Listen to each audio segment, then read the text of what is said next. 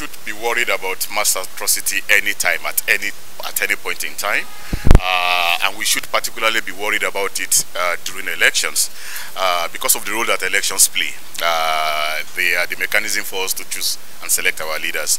Now, if incidences of violence would be to such a scale as to make it difficult for people to have free choice, to make free choice, then we should be seriously worried about it in terms of what impact it's going to have on governance and on the choice of leaders. So perhaps we should also start doing, investing in actually, even if it means hacking, getting these reports and pushing them out into the public space so that we can name and shame people.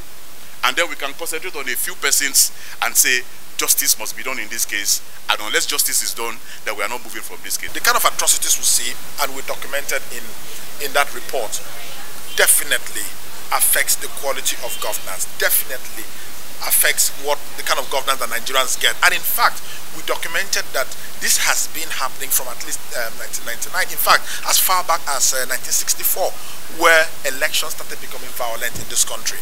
And we saw that in the military era, right, and in the first and second and third republics, anytime that we had violent elections where the will of the people was suppressed, anytime we had those elections, it led almost immediately to military coups that basically truncated democracy. We saw it in 64 that led to the coup in 66. We saw it in 83 that led to the coup thereafter.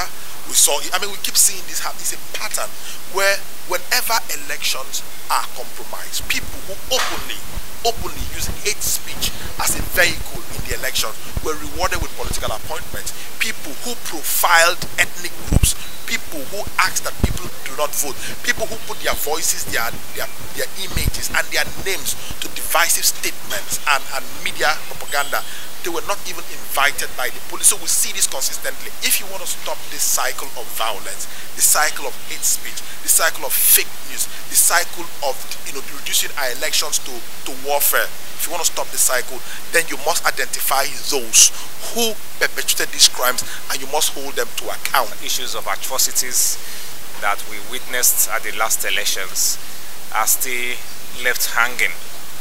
Perpetrators of those atrocities are still walking freely on the streets without any questioning or being brought to account for the atrocities. We are writing the letter with copies of this report attached to all the relevant institutions and even the presidency, drawing their attention to these reports and then urging them to take action where it's required.